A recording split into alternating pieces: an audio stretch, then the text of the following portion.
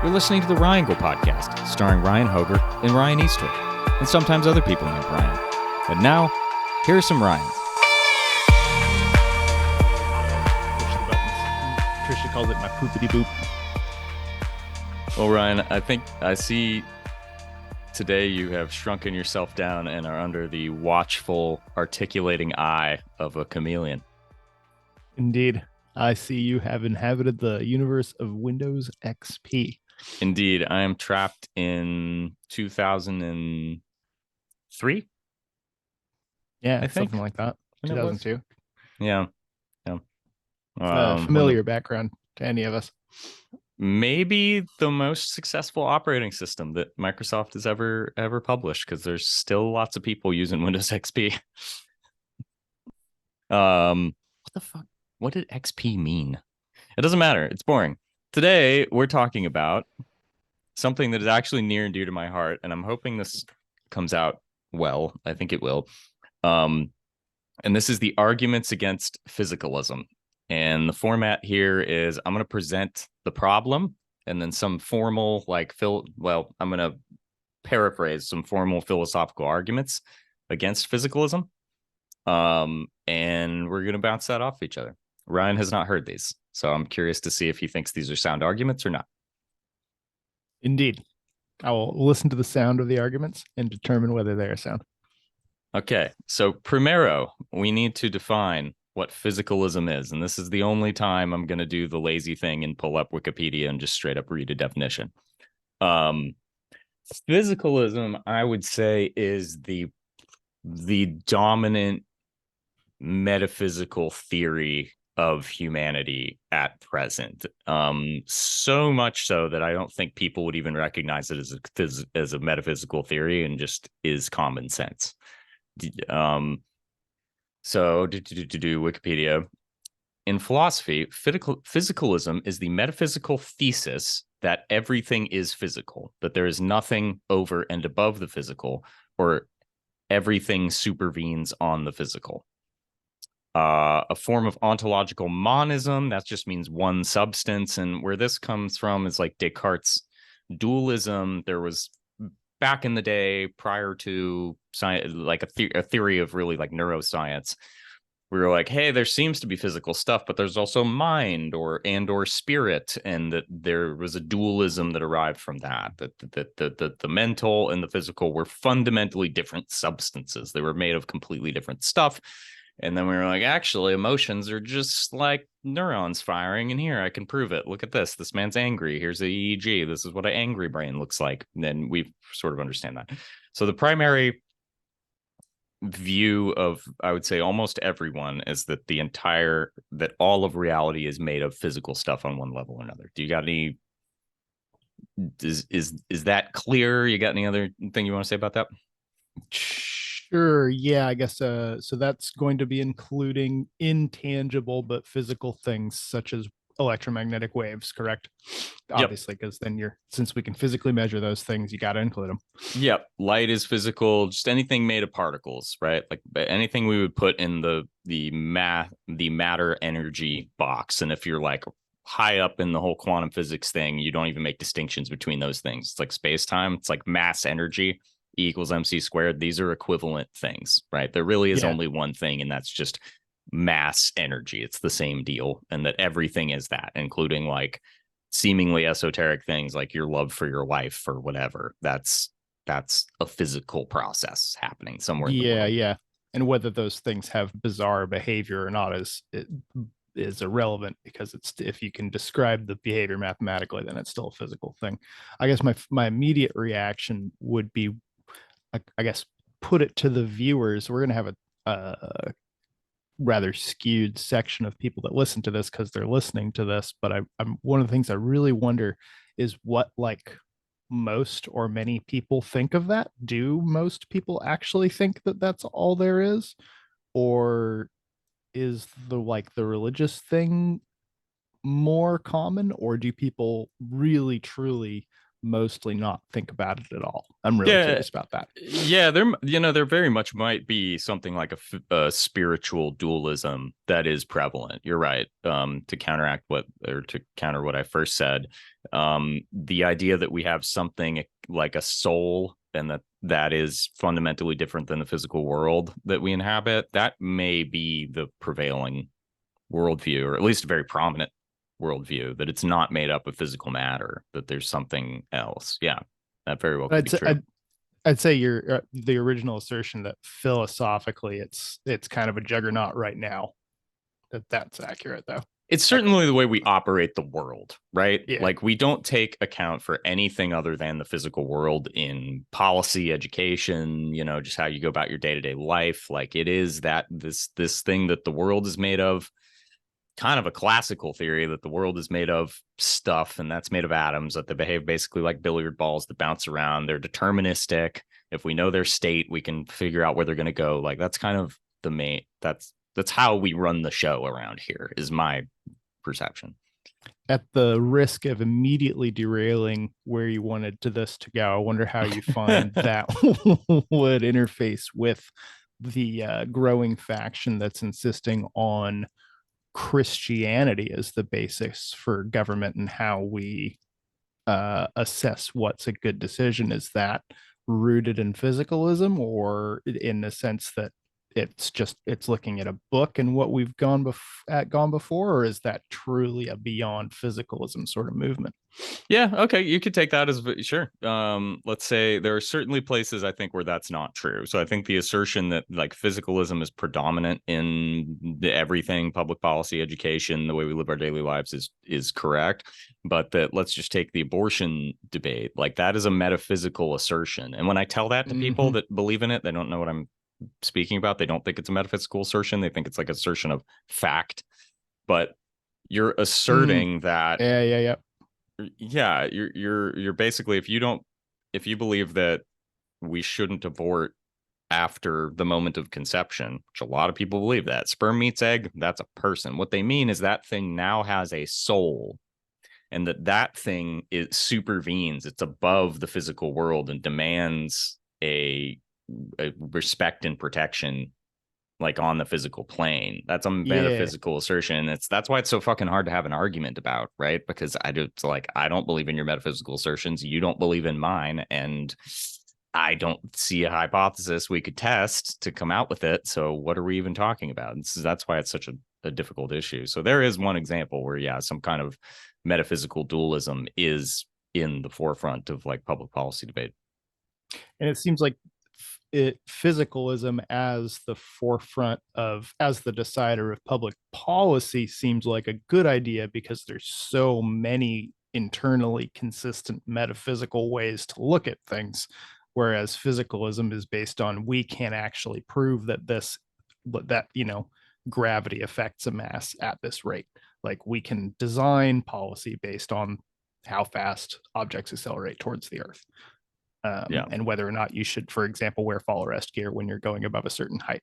Like that is something that you can say, this happens because A, B, and C, we can prove it every time. Therefore, we will make our public policy based on that, since you can argue all day about whether gravity is just a natural force or whether it's, the giant turtle at the center reaching out and grabbing us to draw us forward. It's irrelevant to whether or not you should wear fall arrest gear.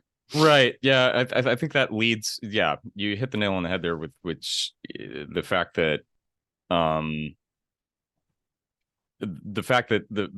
physicalism hypothesis, or that the physical world is just so much more relevant to everything we have to deal with. There are no spiritual arguments in the boardroom of SpaceX. Like there's a physical way to build a physical rocket that's going to do the physical thing you need it to do, right? And so whether or not any of the people in there believe in an immortal soul, it's just irrelevant. So even if dualism ended up being true, I think there's just limited spaces in which it's relevant at all. And whenever I try to talk about this with people who haven't thought about this stuff before, that's kind of where they go. They're just like, so what? Basically, like, and that does what for me? The utility of physicalism is like undeniable. And hence its primacy. Yeah. Okay. Yeah. Yeah. Okay. So let's go. So it seems like the idea here is, okay, is that really true though in your day-to-day like physical experiences? Yes, you should really rely on physicalism to say what's a good idea, but is that in fact all there is? And it seems you Yeah. have some arguments which say no. So we're going to get to that at the end. I want to get to, is physicalism true? And then we're going to get to like the so what part of it. Okay. So physicalism is asserting everything is made of physical stuff. There's nothing else. There's only one. There's only the physical universe. Everything you experience is mind. And the key point here is consciousness. That's made of physical stuff. And there's three formal arguments we're going to go with that and test our intuitions. Because I think a lot of people believe that we've figured this whole brain thing out. We everything that you describe as your consciousness is just the brain doing its thing. Of course it's physical. What the hell are you talking about? Right? Okay. So the first thought experiment is called Mary's Room. And Mary's Room asks you to imagine a scientist who is born and lived out her entire life in a dark room with only a black and white television as access to the rest of the world. Okay. So their entire sensory experience of the world is in black and white. That's the relevant factor. Okay. Now, let's say Mary is allowed infinite time to learn about human vision and light. Everything that makes that happen. Light happens at different frequencies. It hits the cones, and then at a certain frequency, it hits your eye, and then the person says, hey, that's red. Okay. She's learning about the visual concept of the color red. Okay. But she still only sees a black and white TV. Still only sees a black and white TV, but she's got all the information. Okay. So let's just say she has all the access to all the information that anyone could possibly get in the known universe. Okay. There's no limits on this. About the color red. Okay. She's learned everything that there is to know about this. Okay. So you've got the physical world, all the data from the physical world. Mary has access to it. Okay. Mm-hmm. Then one day, Mary opens the door to this room. She's out in the real world that the rest of us inhabit. She has color vision and she sees the color red for the first time. The argument is Mary has learned something new, something which could not be learned by learning everything about the physical world, by getting all that information. There is a new piece of information, and that information is the redness, what the redness of red is like. It's that reddish way. It's a reddy thing, and it feels red, and that's new information. And if you had all the possible information from the physical world, and then you entered the world of subjective experience, and you learned something new, which couldn't be gained, then there is something other than the physical that is real. That's the argument. How does that hit you?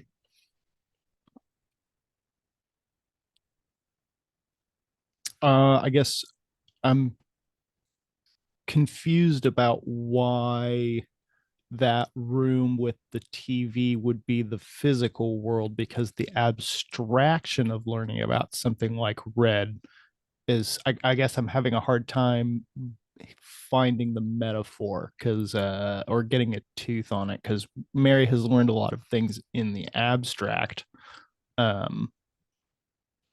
hasn't actually been exposed to the physical world. Right. So she's learned, she has all of the information, and I'm not sure that abstract is tracked. We're not using metaphor. She's not learning through metaphor, symbolism, anything weird, like all the exact physical information, right? So let's take, she's learning about something else, right? Like how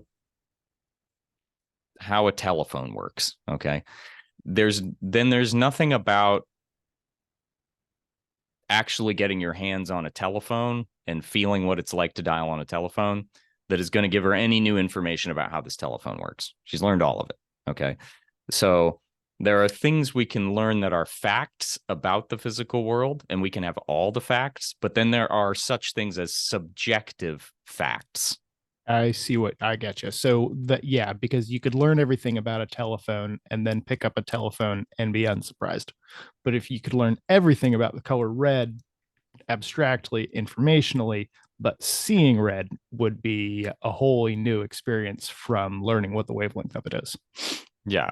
And that we can only like, and she could maybe, let's say she never had a telephone, but she'd heard the let's say she'd heard the speaker on the TV. She could sort of analogize from her experience about what it's like to hear sound through a speaker, but of what it's going to be like to talk on a telephone. But when we're trying to imagine physical facts, like sensation, like facts about sensation, about the subjective world that we haven't experienced before, we're forced to analogize from previous physical experience.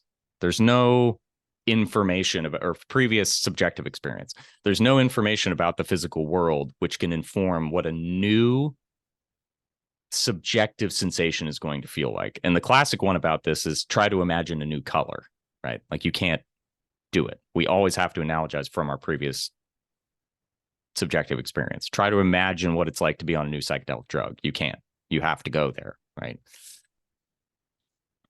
Yeah. Yeah. Yeah. I mean, So the immediate thing that that reminds me of, I mean, I might be in the box here. I could be too far in the box, but the thing that makes me think of immediately is I was seeing recently that there is no like that color, that visual color is an entirely subjective experience. At no time, it's entirely you can trick the brain in through spinning a black and white thing, but the brain will see blue and red through strobing black and white in a particular way. Like you basically get a little rotoscope wheel that has a particular pattern of black and white on it, and you spin it at a high rate, and the brain will see blue and red. And that's entirely independent. Like we say that visual light of whatever wavelength, when it reflects off of this thing, is blue or green or whatever, but that's not actually true. It's just that the brain interprets it as being a color. So actually, there you go. There, even like every color you see is an interpretation of something that is otherwise indescribable. Your brain has a limited color wavelength. It's not that other wavelengths aren't entering your eyes, though. It's just that these wavelengths are the ones that signal the brain to assemble a color to identify that wavelength. yeah, that's correct. The classic example of that is seeing yellow on a RGB television screen or monitor. There's no yellow. It doesn't exist. Green and red. It's green. It's green and red, and you're tricking the brain into creating yellow, and that's how your entire experience of the world is constructed that way. It's a virtual reality best guess based on the available information. It's an inference about truth, and then it like gives you its best guess, and that's what you experience. It's not like a direct TV feed of the real world as we kind of imagine it maybe is. But in this case, so we have I think we established that are physical facts, right? Red is what we're calling red. That's a wavelength of electromagnetic waves, blah blah blah. It's all these physical facts. And then there are subjective facts, which cannot be described or communicated in physical terms. You can talk all day. You can't tell Mary what red is like. You can't. It's not possible, right? And we can talk about the physical. Really yeah. And the experience of witnessing red, like actual red for the first time, or God forbid, opening the door and seeing the Windows XP background stretching out before you when all you've ever seen is black and white in the past, would probably be an absolutely overwhelming experience. It would move you to you'd be in a wholly new universe. Oh, look at the videos of colorblind people getting their special glasses that help them see colors. They break down. I find it very moving. That's one of my favorite like YouTube video genre, like happy feel good YouTube genres, along with guy comes home from deployment and sees his dog after a year. It's one of those, like, person sees red for the first time because they put on glasses. You can watch those reactions. It's completely, they're moved to tears every time. In this case, though, I wouldn't call it a strong argument against physicalism, though, because all you're really describing is someone getting a physical experience, which is stimulating their brain in a way that hasn't happened before. It's a novel experience, but I wouldn't say that it's a great analogy for for the universe being beyond physicalism, because I see what you're saying. So it's like a novel physical experience to the subject, but yeah, what we're saying, like, the very fact that you cannot communicate what that is like the actual subjective experience of that, seems to make subjective experience and subjective facts completely divorced from the physical world. Like, the entire way we analyze, talk about, think about the physical world, there is nonetheless such a thing as a subjective fact, and therefore there's and then that just says there's something other than the physical, because we can't interact with it in the way that we, or describe it or explain it in the way that we talk about physical things, like, at all. It's this entire other realm, which is called subjective experience of a conscious being. subjective experience. Yeah, and the ineffable as well. That's an interesting one, where you can describe, say, a psychedelic experience to somebody, but it's considered ineffable. And the Tao talks about what you can speak about isn't really the Tao, but you can refer to it. Like, that's kind of what ineffable means, is that you can talk about things that are ineffable, and somebody who has also experienced those things will have a point of reference, but you can't explain it because it's a subjective experience.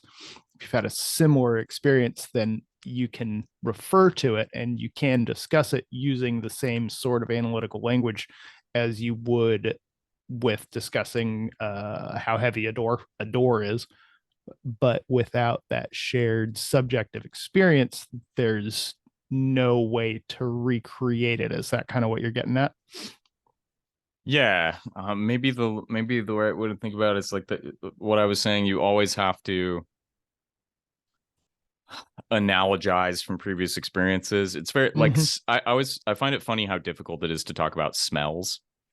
Oh yeah, we have a huge range of them, and it smells like, you can compare it to other smells, but if you haven't smelled that other thing, then it's totally pointless. Yeah, like wine people notoriously. Like, I was at some thing where people were like, "Oh, it smells like." Do you get the Band-Aid? They were saying there's like Band-Aid scent in the wine, and I was like, I don't know. I don't know if I agree on this, but yeah, very, very difficult, because you just have to say, yeah, it's like this, or it's like a combination of this and this, but you're not going to talk about that in physical terms. So I feel like that's I don't know, that seemed the idea of subjective facts pointing to something outside the physical. It just seems to be like that either jiggles people's intuitions or it doesn't, and there's no like bridging the gap for the people that is not at all a convincing argument.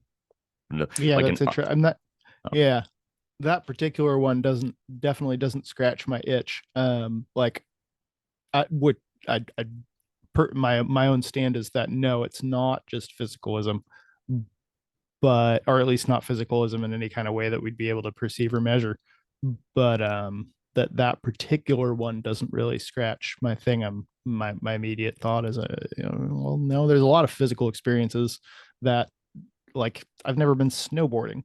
Somebody could just describe snowboarding to me all day, and I wouldn't understand it unless I actually did it.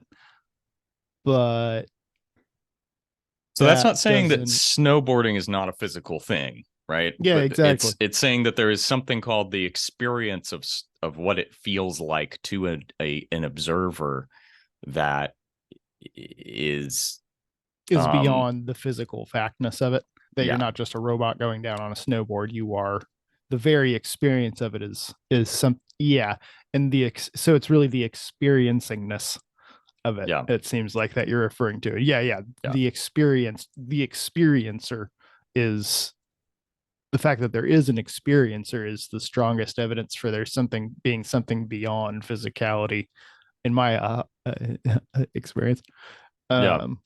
But you could have the robot going down on a snowboard might not be having what we're talking about. We could design an android, and this is called the philosophical zombie problem, right? So I could make an android that looks like Ryan Hoger and does all the little tricks on a snowboard going down the hill. And yeah, it's taking in information and responding to that information, but we kind of assume, we don't know 100% that it's true, but we kind of assume that there is no experience happening in that thing. Yeah. And we talked about this in the AI episode a little bit. Yeah, that's really the difference between a robot and a human being is the that sort of drop of consciousness. Yeah. So that one, not totally scratching the itch, but I have two more for you. Oh my goodness. The other one is one that I was surprised. I'd thought of this and was surprised to find that there's actually a formal argument about this, and it's incrementalism. And that goes this way. Okay. Again, it's another argument about consciousness. All these have to do with consciousness and subjective experience against physicalism. Incrementalism. So everything that happens in the physical world happens, and certainly in your subjective experience, right, happens in an incremental way. Okay. So put it this way. All right.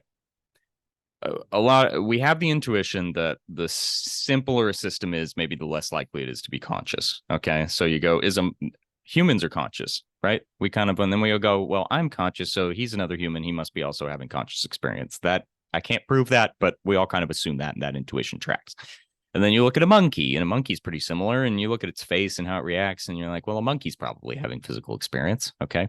And then you go all the way down to a single-celled organism. I think we go, well, I don't know. Is a worm having conscious experience? Is a single-celled organism having conscious experience?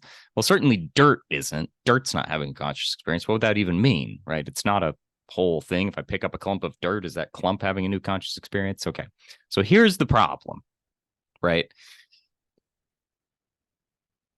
The experiences within consciousness have gradations. I'm more or less tired. I feel that this thing looks more or less red. It's all wavy. It's all on a continuum. Okay. But whether or not consciousness is present, that thing, whatever it is, that slug, that mosquito is awake, that's an on or off thing. It's binary. Okay. So there's consciousness and there's experience within consciousness. And people get fucked up on this, but experience within consciousness is widely variable. It's very floaty. It's very continuously. But the presence of consciousness, meaning the presence of subjective experience at all, it's either there or it's not. Okay. Now, if you're going to assume that consciousness comes from physical processes, okay, that this is some epiphenomenal result of physical processes in brains, right? Then let's say I take a brain and one by one, I've got a pair of tweezers and I'm taking out a neuron and another neuron and another neuron. Okay. You're going to have less conscious experience if you got a lobotomy or something, but you're still awake. You're just experiencing different things. At what point do the lights go off? And more important, at what point in the development of an embryo or something that is pure dead matter turning into a conscious observer, you're telling me, this always seemed implausible, you're telling me that there's that one last neuron that gets hooked up to the circuit and then boop, it's awake? So you have this thing which cannot be incremental, yet everything in the physical world is incremental. And any attempt to even if you could come up with a theory of consciousness from physical processes, there's no fucking way that you could possibly explain the moment that this thing wakes up because of this last atom got put in the right place. It doesn't make any fucking sense. So this one really tracks with my intuition. So how does it strike you? Oh no, I like that one a lot. Yeah, especially I really like that MBA part of it. Like, I wonder if part of that is like, you get a past life regression, or deep meditation where you get to like that bottom line level of conscious where you know you're conscious but you're really not. That whole idea of meditation being silencing the prefrontal cortex, verbal words going blah, blah, blah, blah all the time, and getting to that point where you're conscious without thinking. Yeah, no, I've definitely got some personal experience with being in that state briefly. And yeah, no, that's, if I was gonna have a conception of what the universe is like when you're dead, it would be that that level of consciousness with no thought and no memory and no experience. You're dead matter, but you still exist. I don't think there's separating, like what you're talking about with at what point is it dirt. I don't think there is separating even dead matter from some consciousness, like you said, no conscious experience. But yeah, at what point does it is it, I can't imagine it being an incremental, as you said, or an emergent property of matter that once you stick enough hydrogen atoms together, all of a sudden it has awareness. Like that doesn't make any sense. It either a field of awareness that sometimes concentrates enough to have experience, or it's not. That's definitely how I think of that one. The other like small celled organism that blows me away, I don't know how much you've looked at it, but it's fungus, like mycelium and slime molds. Slime molds will solve mazes, right? They will solve like if you, there's a few experiments that have been done similar to taking a sheet of agar, right, of bacteria food, and putting concentrations of food, and then slime molds avoid light, so they put like lights where buildings are, and then food where transit stations would be on a map of Tokyo, right? Yeah, I've seen And this, then but go on. The one thing I want to highlight here is, if you don't know, a slime mold, if I'm correct, that's a single cell, isn't it? It's a single-celled single organism that macroscopic forms cell, colonies. Right? Yeah, that forms colonies. That the colonies exhibit fantastic behavior. So if you give it a map of Tokyo with food as the location of the rail stations, and then light, oh my goodness, it's nothing but Windows XP. And then light blocking out the the light blocking out where the buildings and places that you couldn't go to, the slime mold will build a network of food transportation channels basically identical to the current Tokyo Railway.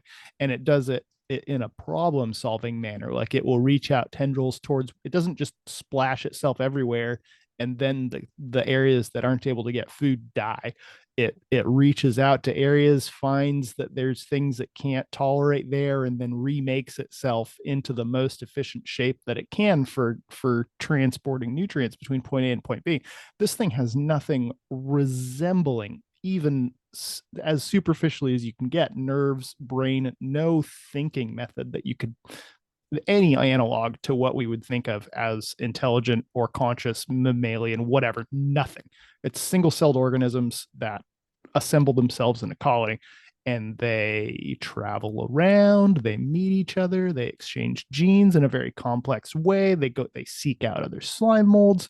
And then fungus have very similar behavior where they'll transfer nutrients between different types of plants, and they will apparently, according to a plan, support and destroy other plants in an area, and have basically control the development of plant life around them, because they're funneling nutrients from root to root and from other single-celled organisms to other single-celled organisms, and doing all this with nothing that could ever be considered to resemble a brain or a nervous system. Like no possible resemblance. So how do they do long-term planning?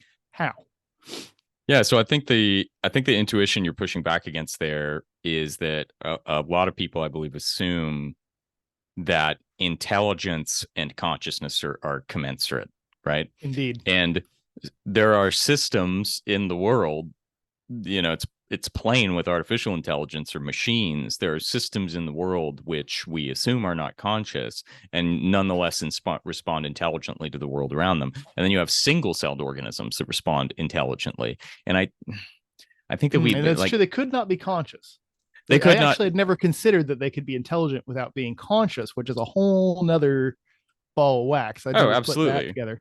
I don't know which one is the case in that respect. Like, is it conscious? But like intelligence, the presence of intelligent action is not evidence for consciousness. It's just not. Yeah, Like yeah. No, that's true. if we're assuming the physical world is a real thing. So, you know, and when you think about it, like, of course that's true. You don't have to be having, when we say consciousness, we're talking about an observer, right? You don't have to have an observer, a subjective point of view, in order for a system to respond intelligently. Like, we experience a continuous stream of like linear thoughts in our head, and we think that there needs to be an observer there in order to like make that happen and make intelligence happen, but it's not true. Like, that, I think that also just pushes back on people's intuitions that they are the thinker of their thoughts, but not really. You're just a conscious observer experiencing thoughts in the same way. And you get this in meditation, that you're experiencing thoughts go through your head in the same way that you experience an unexpected sound of a bird outside your window. Like, it just comes into your experience and then it leaves.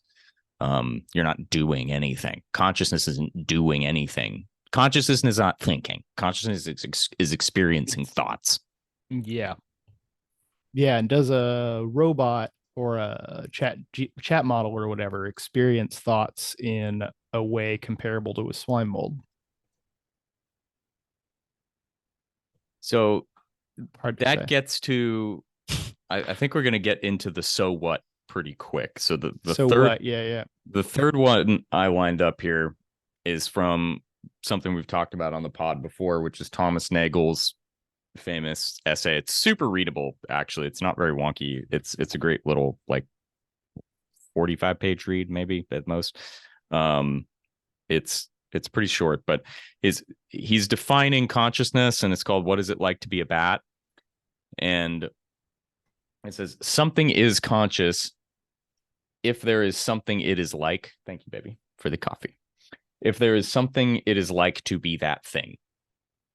Again, it's hard to talk about. It's hard to talk about subjective experiences, and it sounds a little weird, but if there is something it is like, because we kind of assume there's nothing that it's like to be this telephone. It's an incoherent question, right? Well, this thing isn't having a subjective experience. I assume there's something it is like to be you, like my consciousness could inhabit your brain. All of a sudden, I would be experiencing subjectively what it's like to be Ryan Hoger, right? And so then if we're going to say there's conscious and unconscious things, that's the dividing line. Is it possible to inhabit that thing's subjective experience? Okay. Yeah, like I could absolutely imagine an earthworm's subjective experience. Sure. You have a certain amount of sensation. Right. So, what he gets to in this essay is he's defining the easy and the hard problem of consciousness. So the easy problems of consciousness are what processes in the brain result in certain types of experiences, and that's the seeing red. Well, light hits this cone at a certain frequency, and it stimulates this molecule, and it sends a signal. Blah blah blah. The hard problem of consciousness is, why is there anything like subjective experience, first person experience at all? There's nothing you can describe about this entire system, whatever it is that you think is conscious, a human brain and body, that says that there should be subjective experience present in that thing. And so again, we have the problem. I can know everything there is to know about the physical world, but there is no hint of consciousness there. And the one about this is, you'll hear scientists say some things like, we don't understand consciousness. Not only do we not understand consciousness from physical principles, we don't understand in any way whatsoever how it would be possible to extrapolate the existence of consciousness from any physical data. There is nothing that says that this should be a thing. We can't even imagine what that would be like. All right. So if you have something that is happening, right? Nobody's denying the presence of conscious experience. It's as real fucking gets. And yet physicalism, not only does it not have an answer, it seems to be impossible to get an answer from describing any type of physical world. Well, then there's something else other than physicalism. Physicalism breaks down. It's a failed theory because it can't explain everything. That's that one. So how does what is it like to be a bat hit you? Yeah, I like that one. I'm reminded of a previous episode we did when I had been pondering for a while on why there was stuff. Like just a Hmm. quick recap for anyone who didn't hear that episode, that we for a while there I was really bothered by why anything exists. Wouldn't it be much easier for the universe to just be a void without even dust in it than to have, planets and suns and trains and Windows XP in it? Like that doesn't make any sense. Wouldn't it be much simpler for there not to be stuff? And that's kind of I feel like the converse or the inverse of that, where you could have all this stuff, but if there wasn't consciousness to experience it, it would be the same as it just being void. Like all this stuff could exist, but it's the perception of it and the experience of it that makes it matter. And yeah, and the other thing that connects to for me is the whole I think therefore I am. The only thing I can really prove in this universe is that my consciousness exists right now. um and that's really true for anything that's a conscious being, and the extend the possibility that other humans and the whole science of consciousness isn't actually conscious, and maybe I'm the only conscious being. Like I really don't know. There's really no way for me to tell. I could actually be the only conscious thing, and everything else around me is a automatic process that appears to be similar to my conscious thought. And as an individual, you really don't have any way to verify. Yeah, so that gets into what my frustration with the way that most of science and philosophy deals with the problem of consciousness, and the problem of consciousness inevitably butts against the concept of physicalism in my mind. Like the more you think about it, it's just these two theories, or the experience of consciousness and the theory of physicalism just end up being incompatible when you drill down on them. Is that the physical world, physicalism is always assumed to be, well, that's obviously true. And consciousness is just this weird, wispy thing that's not really terribly consequential, and we don't have to deal with it. And I'm like, well, it's exactly the fucking opposite. Like the the only thing, like we could be, this is where I get annoyed with Daniel Dennett's argument that consciousness is an illusion. He has this whole book called Consciousness Explained that I find to just be a fucking slog, because I disagree with the basic premise here anyway. So he's calling consciousness an illusion. I'm like, Daniel, I want to take him by the collar. An illusion to whom?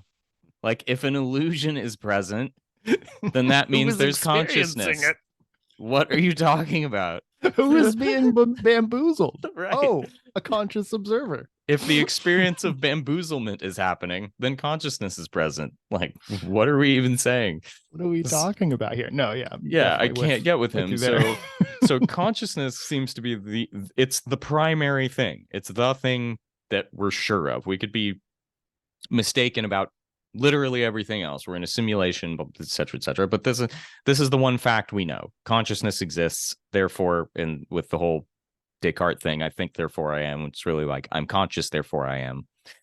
Which is the same thing as saying consciousness exists, therefore something exists, right? We can't say there's nothing in the universe, right? That's a moot theory. And so we're starting at one. So we're running up against dualism and monism. Mm-hmm. There's a few possibilities here. Either there is nothing, there's one basic substance to everything, or there's multiple basic substances to everything. Okay. Zero's out. The conscious experience proves zero's out. All right. So one. It could be entirely illusory, but that's still an illusion. Mm-hmm. There is something. Whether or not that something is at all substantial is another question. Yeah, there is something. Okay, so we're there. That's bedrock philosophy, which is pretty cool, because everything else seems to be a guess, but that ain't a guess. That's a fact. that's a fact with a capital F. Something exists, consciousness exists, I exist. Right. Though I will throw out that classical Buddhist thought does actually go so far as to say no, Descartes didn't go far enough. He put Descartes before Dehorse. I'm dead now. You can't talk to me anymore because you killed me, and I'm dead. I was gonna say I had to pause for that one. So what the Buddhists were saying is, okay, so Descartes got as far as I am thinking, therefore I exist. And actually, no, you need to take it one step further. You are not thinking, there is thinking. Oh yeah, no, Descartes, that's wrong. But I think therefore I am is wrong because there can certainly, as you were describing in certain like meditation states, you can subjectively experience the fact of consciousness without thinking. Consciousness and thinking are so sentio ergo sum, which is like I am like sentience, therefore I am. That's true. And when we say, I feel there like is sentient. That means even necessarily I am sentient, but there is sentience. Yeah, those are two, like, those aren't incompatible facts. Those are like, one is, it's a subjective and objective way to say the same thing, right? I exist, the universe exists. I exist, something exists. That's just from my point of view. I exist from a statement of objective fact. Something exists. You're saying the same thing. Okay, we'll take that. Okay, you'll take that. So then, so then what? Right? Okay, so what? I land on monism based in consciousness, which is saying there's one base substance to everything. It's not physical. It is conscious. And I find that incredibly persuasive because we know consciousness exists, and a description of consciousness from physicalism or an explanation for that is impossible. And only one of these things can be true. Like, I think one has to be made of the other. And that might just be, I don't have a rigorous like proof of that. It's just the fact that truth can only be one basic thing, substance. Like the idea that there would be two fundamentally different things inhabiting the same plane, to me, just seems fucking off. What's your intuition there? Could you have a dualism where we acknowledge consciousness is real, it's not physical, and physical stuff is real, and it is the way we think it is, and they're just like overlapping in some way? I'm not even sure what that would be. Yeah, I can definitely picture it. I would tend to subscribe to the idea that everything is basically consciousness, and more specifically like individual consciousness, assuming that you are also conscious and it's not just me, which I do. That it's actually one consciousness that we're sort of tendrils or tentacles of, that we all share that consciousness, and it just manifests itself in different Ryans, as the case may be. That's what I think is going on, but I can picture that there are in fact multiple, really, if you, once you just extrapolate to two fundamental things, that you have conscious matter, some sort of animating energy, and then dead matter that is most of the universe, that's just rocks and water and shit. And no, there being actually two things. I don't know that I necessarily believe it, but I can thought experiment it, that there's actually a fundamental universal building block difference between things that are alive and conscious and things that are rocks and dust. Yeah. I think maybe the analogy there would be like, so basically in physics now, everything is fields and perturbations in fields. What do I mean by And that? that throws a whole wrench into it too. So, you have the electromagnetic field, which is light and radio waves and all of that. And then you got the Higgs field. So you have every particle is just a perturbation in a field, right? And then they interact with each other to varying degrees, right? Dark matter appears to not only interact with gravitational fields and like nothing else, or the Higgs field. So, excuse my common YouTube science, but I'm getting this from mostly of this great talk from the Royal Institute on YouTube. It's really cool. And this just explaining that fact, like, there's not fields and particles, there's fields and perturbations in fields. So if all of these things are interacting with each other to make up the physical world, are the fields different things fundamentally, or are they all part of the same thing? I think that's what we're asking. Twists in the same field. Yeah. Which I would tend to think if you're going to go really scrape it down to the bedrock, that's probably what's going on. It's one field that wrinkles interestingly. So I can imagine like a conscious, when you were talking about featureless consciousness, I just think that there's too much subjective experience of that to deny it. And it's absolutely metaphysically, it has to be true, right? That you can have consciousness without any like experience necessarily, physical input. Okay. So imagine this is how I conceptualize it, a consciousness field present everywhere. All right. Just the presence of subjectivity is everywhere. Okay. And then kind of like Aldous Huxley with the doors of perception, what your physical body is doing is putting a piece of that field and squeezing it into a box and in a way limiting the information that's coming in. Okay. And I've had this experience before subjectively where it feels like it, and it just overwhelms me when I feel like I'm this infinite thing that's been stuffed into this little box. And I'm just like, oh, it's almost uncomfortable. Like, oh, and I look in the mirror and I go, oh, I'm a Ryan Eastwick right now. This is very odd. I didn't think I'd find myself in this. And so it kind of has to be something along those lines. So it's not that the physical brain produces consciousness. It is like a prism through which the infinite possibly experienced world is filtered to a point. Mm-hmm. We were talking about this before the show, that recently, instead of considering why things have been exist rather than don't exist, I've had a few experiences in the last couple of months where, like, wake up in the morning and immediately go, I'm going to die someday. Huh. One day this experience will end. And just kind of sit with that for, several minutes and I've been pondering on it since it's obviously on my mind, and kind of wondering, I guess, for lack of a better word, what would that be like? I mean, I guess it wouldn't really be like much of anything, but I'm thinking of that more and considering that consciousness without experience as sort of a lens, and really sort of trying to imagine like what fraction of my consciousness, like let's say your consciousness is inextricably tied to the arrangement of atoms in my body. Okay, so eventually these atoms lose whatever animating force they have, and if when they turn into worms or whatever, when they eat me, okay, let's say they're conscious, but they're not having the experience, so I'm not going to remember that. I don't even know if it would experience the passage of time, because I don't know if worms experience the passage of time.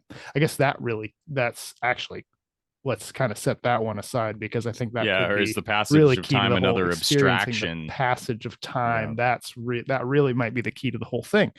Because that really might be crucial. Like that could be what's separating us from everything else anyways. We are experiencing the passage of time, whereas birds and microorganisms and slime molds and whatnot might not.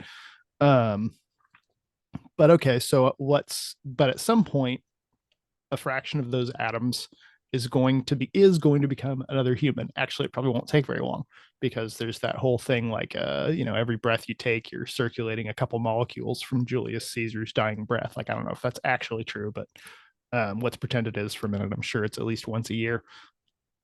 So at what, like, can my fractional experience right now be recomposed into another human being that's composed of another of my atoms after I'm dead? Like, is that what reincarnation would be like? Because I think I can safely say that I don't have eternal claim to my constituent molecules. They're going to end up being somebody else's constituent molecules sooner or later. Is that how it passes on? Yeah, I mean, how we were talking about this the other night, like in a certain sense, that's already happened. where you're like, well, what if I died and woke up in Yeah. another person's body like you did? Well, I You fucking did. did. Yeah, I It did just that. it happened with the illusion of slow, steady continuity. But Yeah. imagine, toddler Ryan Hoger being shot into your body and mind right now. I mean, we know physically it's made of entirely different stuff. It's an entirely different type of experience. And Totally yet, different atoms. I'm not, yeah, that's true. I'm not the same. I'm not any of the same molecules. I'm different. and yet you're kind of saying, well, there's something that's still here, that's been here the entire time. And that's the presence of the observer, right? And let's say I knocked you over the head, complete amnesia, and I had some sort of machine that could implant totally new memories, totally new personality. I did plastic surgery on you, and you woke up and you were Smedley Collins, a cheesemonger in Victorian England, right? That was delightful. What the observer, what we're calling consciousness, is that which is continuous between those two processes, right? And so if you allow that you didn't die, if we're in that instance, I think nobody would say that Ryan Hoger died. We'd just say, oh well, he changed, but he's still alive. He suffered a terrible accident. Then from the point of view of consciousness, this greater field that we're saying must maybe be everywhere, and either it's experiencing something or it's not, or it's experiencing all things at once, however you want to describe it. It gets really hairy. But what the hell is the difference between the observer there waking up as Ryan Hoger and then waking up the next day after anesthesia as Smedley Collins, and like a new baby being born into the world? Like there is nothing. So I think in that sense, like there's good news and bad news. If we're saying you are fundamentally just that featureless conscious observer, then the good news is you are immortal in a sense. Can't be created. It's just the conservation of energy holds. Like you cannot be created or destroyed. But you, this little character that's bebopping around, that you imagine has continuity, that you imagine is yourself, the little avatar that it's inhabiting right now, of course that dies. And as we just said, it already has, like, to an extent, if you really pay attention. Yeah, I got kind of two responses to that. One is that, at the moment I feel this sense of continuity and sort of relative permanentation to this Ryan Hogerness, but actually I feel just as sure of my past and continued existence in a dream too. And like right now I feel like I woke up from my dreaming and that I'm here in a more or less permanent physical body, but I actually don't have any way to verify that any more than I have to verify that somebody else is conscious. All I really know is that I am conscious right now, and everything. And really, if anything, you could make a better argument that whatever I think of as like the terms of my history and myself and what has brought me to be this person right now is false, because memory is extremely fugitive. So whatever sort of story I've constructed for the justification for my existence right now is actually totally imaginary. Like I think I can say that as a relative fact. Oh yeah. So Your continuous experience through time is a illusion that is happening in the present moment, right? You can say, does your consciousness exist outside the present moment? Of course not, right? And when you're remembering your past, that is an experience you're having in the present moment, the efficacy of which is impossible to verify. Impossible. And this is where I think not very effective. Yeah, and we all know, like, even if you just assume, like, I assume that my past is all the way to my birth certificate is a real thing that happened, but my story that I have of my own existence is like, oh my God, it's so flawed. Like, it's, think of the number of days you've lived versus the number of days that you could actually recall. Facts about those days, facts about, we bullshit ourselves on what our motivations were to make certain decisions. Like the autobiographical story that we're constructing at all times is fucking nonsense. It is. It's a useful bit of nonsense, or because we'd be crazy, and there are people whose brains don't work and they're detached from that, and they experience every day being a completely new person. So it's like a necessary piece of bullshit, but it's bullshit. So I don't know, I was saying this to you, I don't know what the religious mean when they talk about immortality, because they're talking about immortality of like your ego structure, of your personality, of your thoughts, of your tendencies, of your, and that changes all the time, man. It's fluid. Changes all the Like, times. It's what? it's You just gonna totally freeze in ephemeral. time? What would that even mean? Like, what are we talking about? So Yeah, you like beer? My name's Brett. I don't know. I like beer. yeah, and Um, if you lived through eternity and you went through many upheavals, like in what sense would the person at the end be you? There's no that to me is like that bedrock, like deep ass philosophical argument. Like, forget about whether or not, I'm challenging somebody on the Bible. Forget about the historicity of it. Like your fundamental metaphysical claim on immortality is nonsense. Doesn't make any sense. It's impossible.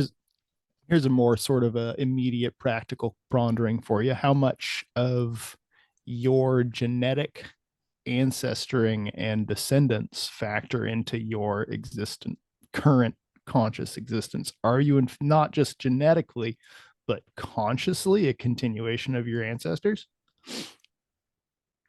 I don't fucking know. Yeah, could be. I don't know what the difference.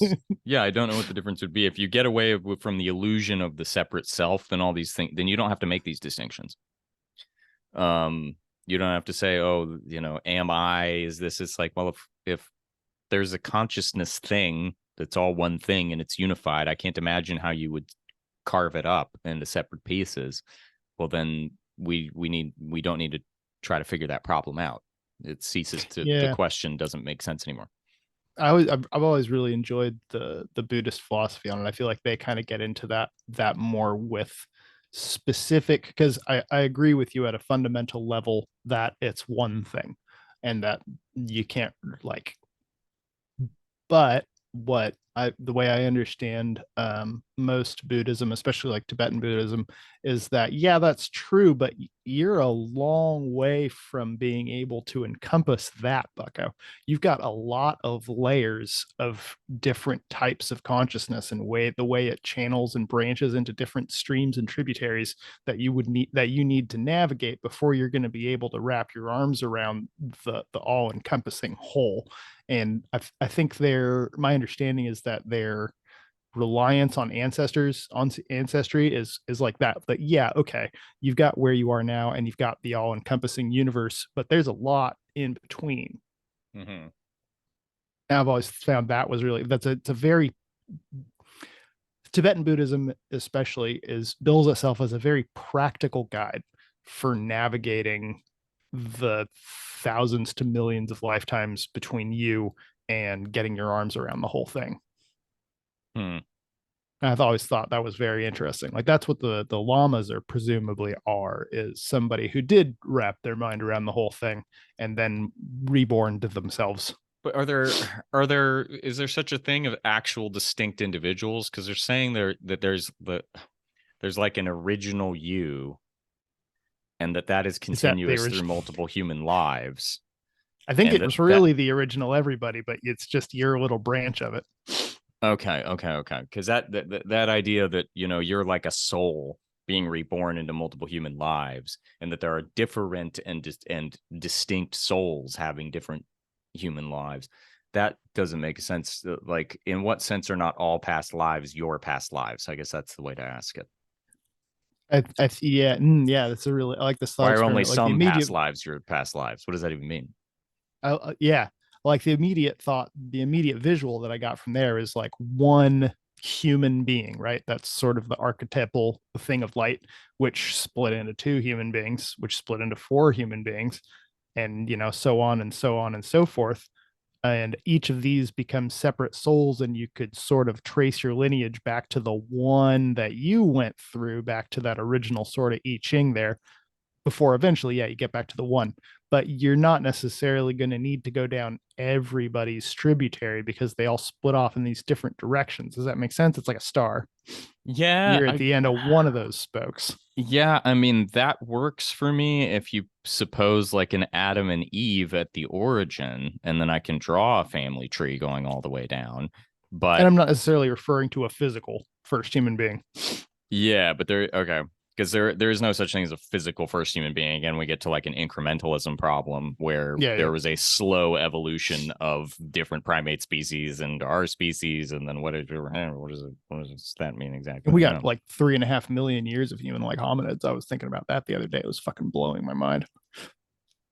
Yeah, recent discovery of symbolic, like ritualized burial, meaning regular burial in the same place where they're placing people in a certain way, and then it's called Homo Netis in South Africa, and they found this cave, Homo Naledi, and they found this cave where there were actual carvings, and this thing is like 187,000 years old. It's just bananas old.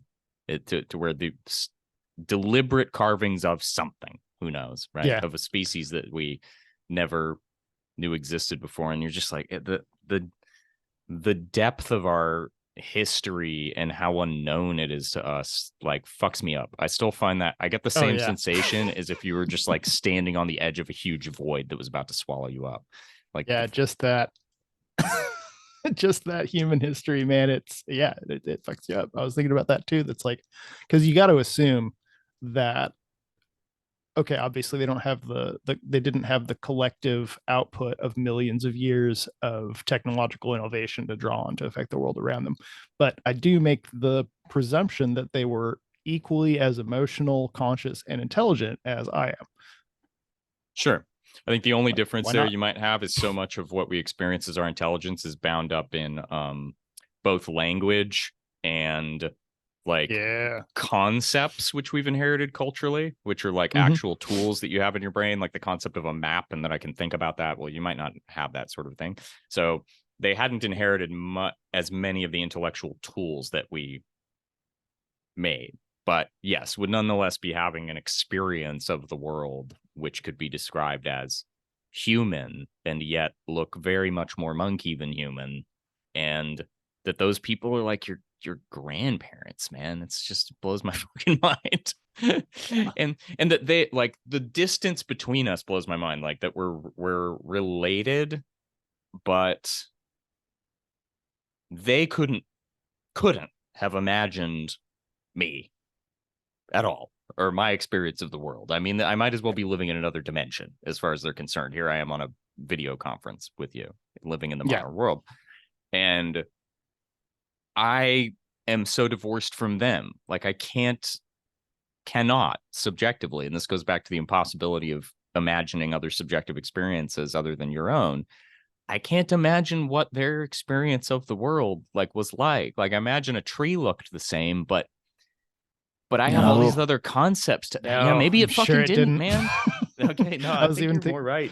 Yeah. I saw like a fucking stupid Instagram post or something that someone was talking about how they learned to identify just a couple plants, and that your experience of looking at like the roadside changes entirely. And I have been learning to identify plants just with putting my native garden together, and it's really true. All of a sudden it turns from this massive green to I know what those leaf shapes are, and each and I don't think it was the same tree at all. You would have looked at it completely differently. Yeah. And I just can't know. I can't be in that, like I'd never be in that headspace. And so the fact that we're definitely connected, yet just there's an absolute dark chasm, like they're just outside the visible universe as far as I'm concerned, kind of fucks me up. Yep. And there's that, and there's that consciousness progressing without it being the same personality, like going to a nap and waking up and you're a different person. Well, we're about the hour mark, and I have other obligations mostly to fun things, but other people. Nice. My beautiful dolled up wife over here that wants to go see some mermaids or something. Oh, nice. I'm gonna leave you with one more quick Buddhist metaphor that I think you'll like. They were saying there was a book it was like basically the Gideon Bible of Thai Buddhism when I was in Thailand a few months ago. Do they like put it in hotels and stuff? Rooms. Yeah, they were just starting it. It was really good book. That's fucking cool. We'll see if I can find a copy of it. But they were saying, how do you what do you mean like that your consciousness could go from body to body across generations? Like, what the fuck is that? It's connected to your body. It's not something that you can divorce from it. And they said, no, there's a very simple metaphor for that. It's like a candle flame. You take a candle flame and you light another candle with it, and the original flame goes out, but it's the same flame that's burning a new wick. Yeah, I like it. Yeah, I'm right? processing it. It's very visceral. I might get too far down here, but Yeah, you can go a lot of different. I love Buddhist metaphors because they can go a lot of directions. calling it the same flame is an abstraction, but it's a necessary abstraction. It's a continuous energetic process. It's like exactly. It's a preceded by- continuous process of burning. Yeah. And we're calling it a thing, but it ain't. But we got to call it a thing sometimes for the purposes of language, but it's simply a continuous process. And they're definitely aware of that too. Yeah. Oh, I'm sure. I'm sure. Yeah, it's not a simple metaphor. They'll go deep with that one. Yeah, I did not doubt that. There's and man, those are the good ones. The ones that you can start at like top level epiphanies there, and then you can just go whoop whoop up. It'll take you all the way down to bedrock if you think about it long enough. That's great. This has been another episode of The Triangle, brought to you from the Eye of an Iguana and Windows XP. And Ybor City, Tampa, Florida. The greatest place in the entire world. There's chickens here and really bad music. And your wife. And my wife. All right, man. This has been a good one. I appreciate it. Yeah, for sure. Thanks for having me, bud. Having you. It's your place. Yeah. Oh, yeah. Well, all right. We're done. Thank you for listening to the Triangle Podcast. Our music is by Tallac, Tallac. For more by Tallac, visit soundcloud.com/Tallac.